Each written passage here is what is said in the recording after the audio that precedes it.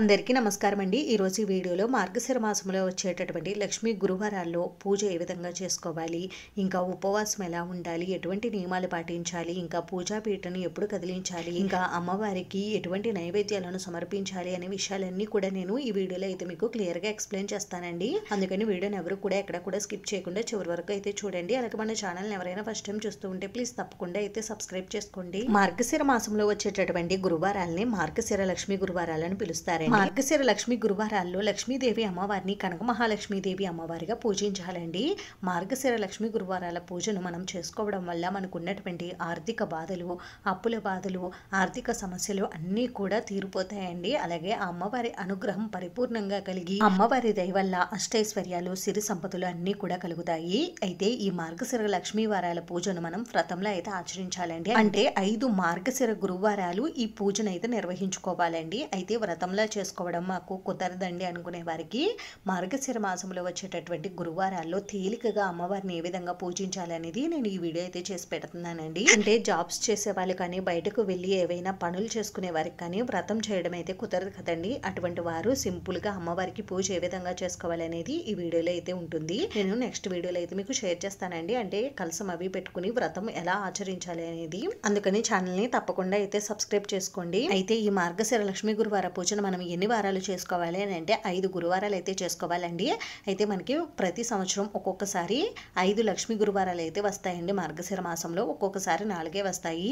4 వచ్చినప్పుడు పుష్యమాసంలో వచ్చేటటువంటి మొదటి వారం మీరు 5వ వారం పూజ అయితే చేసుకోవాలండి. అయితే వ్రతం చేసుకునేవారు 5 వారాలు పూజ చేసుకోవాలండి. తప్పనిసరిగా పూజను ఎట్టి పరిస్థితుల్లో కూడా ఆపకూడదు. అంటే వ్రతంలా కాకుండా మామూలుగా అయినా మీరు అమ్మవారిని ఈ మార్గశిర మాసంలో వచ్చేటటువంటి లక్ష్మీ గురువారాల్లో ఒక్క వారమైనా అమ్మవారికి పూజ అయితే చేసుకోవాలండి.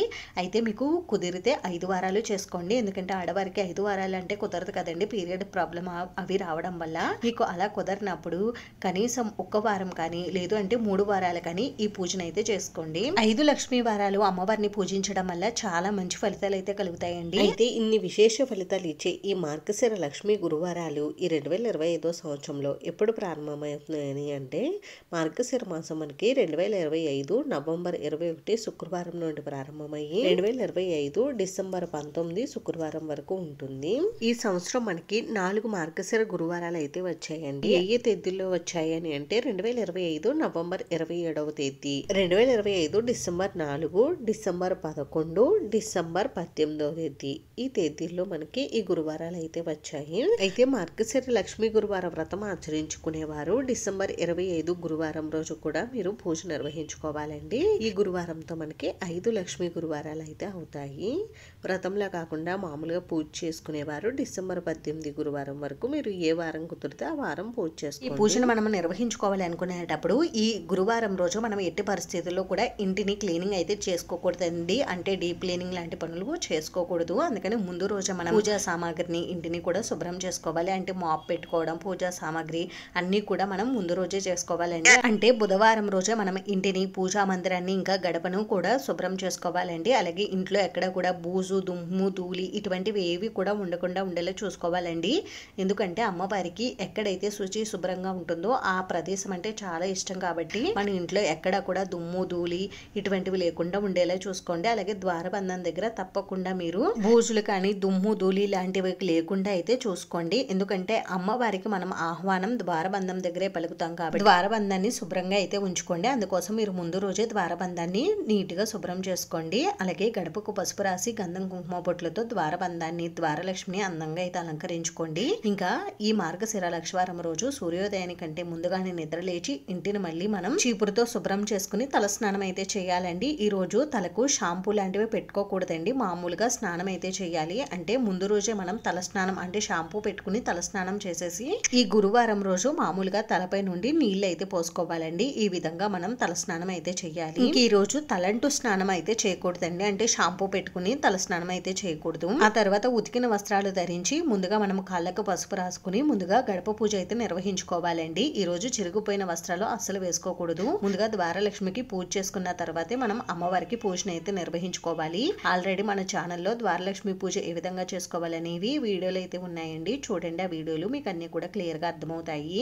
ద్వారలక్ష్మి పూజను మనం సూర్యోదయం కంటే ముందుగానే నిర్వహించుకోవాలండి. ఆ తర్వాత మనం నిత్య పూజ కూడా పూర్తి చేసుకుని మనం అమ్మవారికి పూజను ఎక్కడైతే నిర్వహించుకోవాలనుకుంటామో అక్కడ పసుపుతో అలికి బియ్య పిండితో ముగ్గు అయితే పెట్టుకోవాలండి. అయితే అమ్మవారికి ఈ పూజను మనం పూజా మందిరంలోనైనా చేసుకోవచ్చు, లేదు అంటే ప్రత్యేకంగా పీఠంలో అయినా ఏర్పాటు చేసుకుని చేసుకోవచ్చండి. ఇలా ముగ్గు పెట్టుకున్న తర్వాత ఈ ముగ్గులోకి కొద్దిగా పసుపు కుంకుమలు వేసుకోవాలండి. ఆ తర్వాత మనం ఒక పీటకు కూడా పసుపు రాసి బియ్య పిండితో ముగ్గు పెట్టుకుని పీటను కూడా పసుపు కుంకుమలతోటి ఇంకా బియ్య పిండితోటి అందంగా అలంకరించుకోవాలి. ఆ తర్వాత పీట పైన కూడా కొద్దిగా పసుపు కుంకుమలను ఉంచి పీట పైన మనం ఏదైనా ఒక క్లాత్ అయితే వేసుకోవాలండి. క్లాత్ ఉంటే వేసుకోండి, లేకపోయినా కూడా పర్వాలేదు. ఈ క్లాత్ కొత్తదైనా పర్వాలేదండి, పాతదైనా పర్వాలేదు. ఇప్పుడు మీ దగ్గర ఉన్నటువంటి లక్ష్మీదేవి అమ్మవారి ఫోటోని గంధం కుంకుమ బొట్లతో అందంగా అలంకరించుకుని పూజలు అయితే పెట్టుకోండి. అమ్మవారి ఫోటోని మీ దగ్గర ఉన్నటువంటి పువ్వులతోటి పువ్వుల మాలలతోటి అందంగా అయితే అలంకరించుకోండి. అలాగే మీ దగ్గర చిట్టి గాజుల మాల కానీ ఇంకా పెద్ద గాజుల మాల కానీ ఇలా ఏవైనా మాలలు ఉంటే వాటితో కూడా మీరు అమ్మవారి ఫోటోని అలంకరించుకోవచ్చు.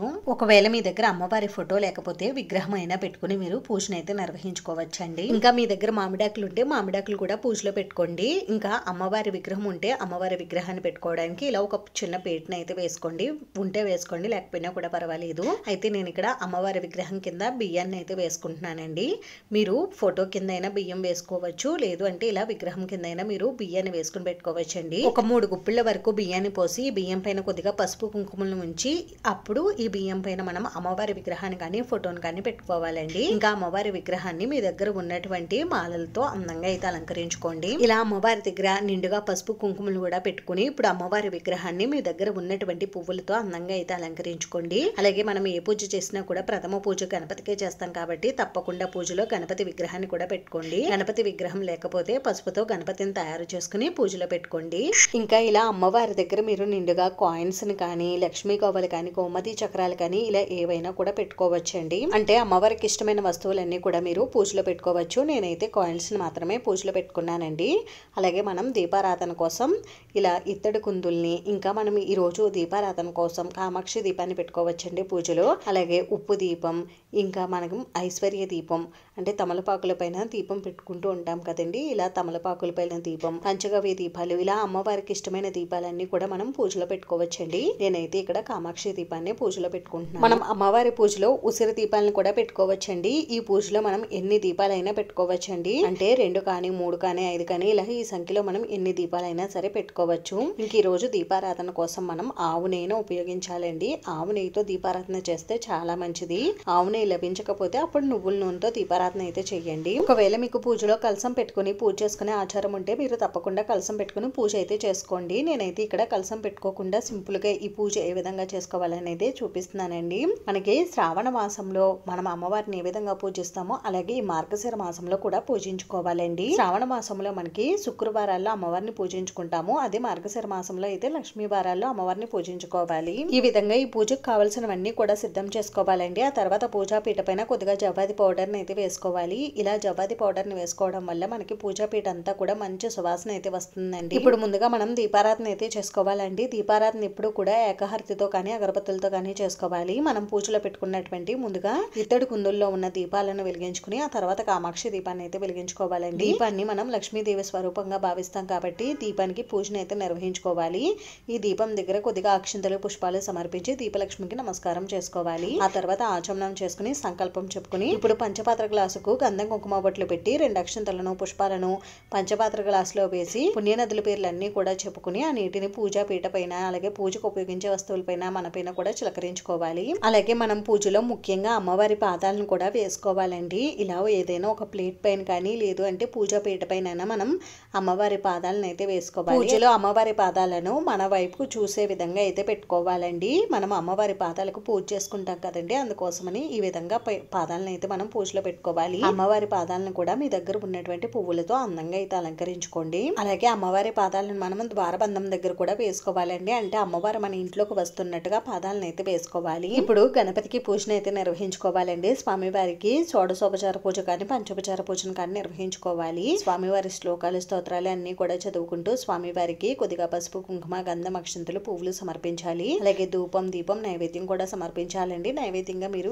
వేటినైనా సమర్పించవచ్చు. ఒక చిన్న బెల్లం ముక్క తమలపాకును కూడా మనం స్వామివారికి నైవేద్యంగా సమర్పించవచ్చండి.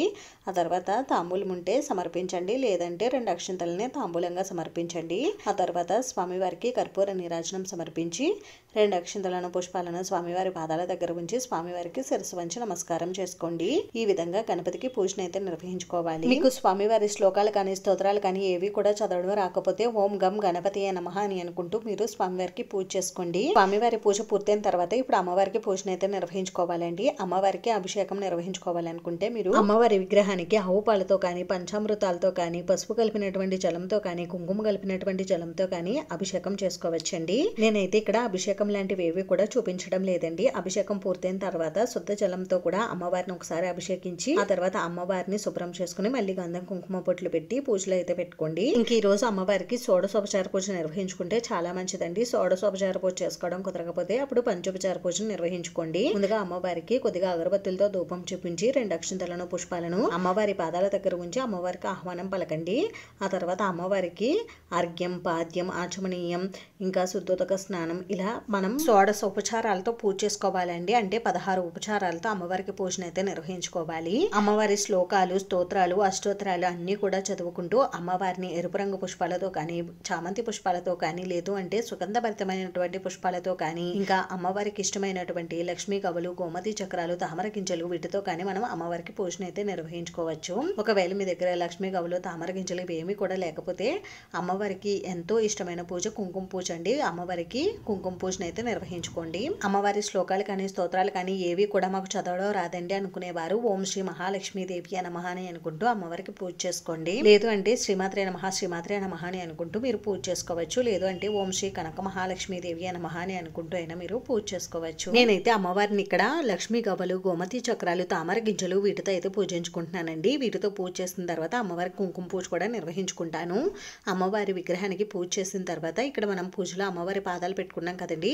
అమ్మవారి పాదాల దగ్గర కూడా కొద్దిగా పసుపు, కుంకుమ, గంధం, అక్షింతలు, పువ్వులు సమర్పించాలి. అలాగే మనం అమ్మవారి ఫోటో దగ్గర కూడా కొద్దిగా పసుపు, కుంకుమ, గంధం, అక్షింతలు, పువ్వులు అయితే సమర్పించాలండి. ఈ విధంగా అమ్మవారికి ఈ రోజు మనం పూజ చేస్తే అమ్మవారు తప్పకుండా మన ఇంటికి అయితే వస్తారండి. ఈ రోజు మనం ఈ పూజను సూర్యోదయం కంటే ముందుగానే నిర్వహించుకోవాలి. ఇలా చేసుకుంటే చాలా మంచిదండి. ఎందుకంటే ఈ సమయంలోనే అమ్మవారు భూమిపై సంచరిస్తారని అంటారు. అందుకని మనం తప్పకుండా ఈ సమయంలో పూజను అయితే చేసుకోవాలి. ఈ సమయంలో మనం ద్వారబంధం దగ్గర దీపాలు పెడతాం కాబట్టి ఆ దీపాలను చూసి ఆ అమ్మవారు మన ఇంట్లోకి తప్పకుండా అయితే ప్రవేశిస్తారండి. లక్ష్మీదేవి అమ్మవారి కరుణ కటాక్షాలు మనపై తప్పకుండా అయితే ఉంటాయి. లక్ష్మీ కటాక్షం అంటే ఓన్లీ డబ్బులు మాత్రమే కాదండి, మనం ఆరోగ్యంగా సంతోషంగా ఉండడం కూడా ఒక లక్ష్మీప్రదమే. అందుకని తప్పకుండా అమ్మవారికి ఈ పూజను అయితే నిర్వహించుకోండి. అయితే ఈ పూజను ఎవరు చేయాలి అని చాలా మందికి డౌట్ అయితే ఉంటుందండి. అంటే ఈ పూజను చేయడానికి ఏదైనా ఆచారం కానీ ఆనవాయితీ కానీ ఉండాలని అంటే అటువంటివి ఏవి కూడా అవసరం లేదండి. ఈ పూజను పెళ్లి అయిన వారు కానీ పెళ్లి కాని వారు కానీ ఎవరైనా సరే ఆచరించవచ్చు. కానీ పూజలో కలసం పెట్టుకోవడానికి మాత్రం ఆచారం ఆనవాయితీ అయితే తప్పనిసరిగా ఉండాలండి. ఆచారం ఉన్నవారు మాత్రమే కలసం పెట్టుకుని పూజ చేసుకోండి. ఈ విధంగా పూజ చేసుకున్న తర్వాత ఇప్పుడు అమ్మవారికి ధూపం, దీపం, నైవేద్యం అయితే సమర్పించాలి. అయితే నైవేద్యంగా ఏమి సమర్పించాలని చాలా మందికి డౌట్ అయితే ఉంటుందండి. మనకి ఈ 5 వారాలు కూడా ప్రత్యేకమైన నైవేద్యాలు అయితే ఉంటాయండి. మొదటి వారం పులగం, 2వ వారం అట్లు తిమ్మనం, 3వ వారం అప్పాలు, క్షీరాన్నం, ఇంకా 4వ వారం చిత్రాన్నం, గారెలు, 5వ వారం పూర్ణం బూరెలను అమ్మవారికి నైవేద్యంగా సమర్పించాలండి. అవేమీ కూడా మేము సమర్పించుకోలేమండి అనుకునేవారు మీ దగ్గర ఉన్నటువంటి ఫ్రూట్స్, అలాగే పాలు, బెల్లం ముక్క, ఇంకా ఏవైనా ప్రత్యేకమైన నైవేద్యాలు ఏమైనా చేయాలనుకుంటే వాటినైనా మీరు చేసి అమ్మవారికి నైవేద్యంగా సమర్పించవచ్చండి. అమ్మవారికి నివేదించేటటువంటి నైవేద్యాలను మనం నూనెతో తయారు చేసి నివేదించకూడదండి. మనం ఆవు నెయ్యితో తయారు చేసి మాత్రమే అమ్మవారికి నైవేద్యం అయితే సమర్పించాలి. ఇప్పుడు అమ్మవారికి తాంబూలం సమర్పించాలండి. తాంబూలంలో మీరు చీర, జాకెట్ ముక్కను కూడా పెట్టి మీరు అమ్మవారికి తాంబూలం సమర్పించవచ్చు. మీ దగ్గర ఉంటే సమర్పించండి, లేకపోయినా కూడా పర్వాలేదు. మామూలుగా గాజులు, పసుపు, కుంకుమ, పుష్పాలు, ఒక చిల్లర నాణం, పండ్లు, ఆకు, వక్క వీటిని సమర్పించినా కూడా సరిపోతుంది. ఇప్పుడు చేతుల్లోకి 2 అక్షంతలను తీసుకుని అమ్మవారి లక్ష్మీ గురువార వ్రతకథ అయితే ఉంటుందండి. ఆ వ్రతకథను చదువుకుని కథ పూర్తయిన తర్వాత కథాక్షంతలను అమ్మవారి పాదాల దగ్గర అయితే ఉంచాలి. నేను ఈ వ్రతకథను నెక్స్ట్ వీడియోలో అయితే మీకు తప్పకుండా షేర్ చేస్తానండి. ఇప్పుడు అమ్మవారికి పూర్ణ ఫలమైన కొబ్బరికాయ నివేదించి సాంబ్రాణి ధూపం చూపించి కర్పూర నీరాజనం అయితే సమర్పించాలి. నీరాజనం సమర్పించిన తర్వాత 2 అక్షంతలను, పుష్పాలను తీసుకుని అమ్మవారి పాదాల దగ్గర ఉంచి అమ్మవారికి శిరస్సు వంచి నమస్కారం చేసుకోండి. అమ్మాయి ఈ పూజలో నేను తెలుసు కానీ తెలియక కానీ ఏవైనా పొరపాట్లు చేసి ఉంటే క్షమించు తల్లి అని అమ్మవారిని వేడుకోవాలండి. ఆ తర్వాత పూజా అక్షంతలను శిరస్సును ధరించాలి. ఆ తర్వాత అమ్మవారికి పూజ చేసినటువంటి కుంకుమను కొద్దిగా తీసుకుని అమ్మవారికి బొట్టులా పెట్టి ఆ తర్వాత కొద్దిగా కుంకుమను మనం నుదుటినైతే ధరించాలి. ఈ విధంగా మార్గశిర లక్ష్మి గురువార పూజనైతే చేసుకోవాలి. ఈ విధంగా చేసుకుంటే మనకి లక్ష్మీ గురువార పూజ అనేది పూర్తవుతుంది. ఇంక ఈ విధంగా మనం పూజ చేసుకున్నప్పుడు ఉపవాసం ఎలా ఉండాలని చాలా మందికి డౌట్ అయితే ఉంటుందండి. ఉపవాసం మీరు పూజ పూర్తయ్యే వరకు ఏమీ తినకుండా ఉండాలండి. పూజ పూర్తయిన తర్వాత మీరు అల్పాహారం తీసుకోవచ్చు. అలాగే ఒంటిపూట భోజనం చేసి సాయంత్రం కూడా ఏదైనా అల్పాహారం తీసుకోవాలి. ఇంకా మనం ఈ లక్ష్మీ గురువార పూజను నిర్వహించుకున్నప్పుడు కొన్ని నియమాలు అయితే తప్పనిసరిగా పాటించాలండి. మనం ఈ రోజు ఎట్టి పరిస్థితుల్లో కూడా తల దువ్వుకోవడం, తలకు నూనె రాసుకోవడం లాంటి పనులు అస్సలు చేయకూడదండి. అయితే మాకు ఆఫీసులకు అవి వెళ్ళడానికి కుదరదండి అనుకునేవారు మీరు పూజ పూర్తయిన తర్వాత తల దువ్వుకోవచ్చండి. కానీ తలకి నూనె మాత్రం రాసుకోకూడదండి. అలాగే మనం ఈ రోజు చిరిగిపోయిన వస్త్రాలు కూడా ధరించకూడదు. ఇంక ఈ రోజు ఎట్టి పరిస్థితుల్లో కూడా మాంసాహారం భుజించకూడదండి. అలాగే మనం ఆహారంలో ఉల్లి, వెల్లుల్లి లాంటివి కూడా వేసుకోకూడదు. తప్పనిసరిగా ఈ రోజు బ్రహ్మచర్యం అయితే పాటించాలి. ఇంకా ఈ రోజు ఎవరిపైన కూడా కోప్పడకూడదండి. అలాగే చిన్న పిల్లల్ని కొట్టడం, తిట్టడం లాంటి పనులు కూడా చేయకూడదు. అలాగే చిన్న పిల్లల్ని చీపురుతో కొట్టడం, చెప్పులతో కొట్టడం ఇలాంటి పనులు కూడా అస్సలు చేయకూడదండి. అలాగే ఈ రోజు జుట్టు కత్తిరించుకోవడం, గోర్లు కత్తిరించుకోవడం లాంటి పనులు కూడా చేయకూడదు. అలాగే ఇంటిని కూడా డీప్ క్లీనింగ్ చేయకూడదండి. ఇంక ఈ విధంగా పూజ చేసుకున్న తర్వాత పూజా పీఠాన్ని ఎప్పుడు కదిలించాలని చాలా మందికి డౌట్ అయితే ఉంటుందండి. పూజా పీఠాన్ని మనం ఈ రోజు పూజ చేసుకుని సాయంత్రం కూడా పూజ చేసుకోవాలండి. అమ్మవారికి సాయంత్రం కూడా పూజ చేసుకుని వ్రతకథను అయితే చదువుకోవాలి. ఇంకా మనం సాయంత్రం కూడా అమ్మవారి పూజా పీఠాన్ని కదిలించకూడదండి. ఇంకా నెక్స్ట్ డే మనకి శుక్రవారం వస్తుంది కదండి. శుక్రవారం రోజు కూడా అమ్మవారి పూజా పీఠాన్ని కదిలించకూడదు. అమ్మవారికి శుక్రవారం కూడా ఉదయం సాయంత్రం పూజ చేసుకోవాలి.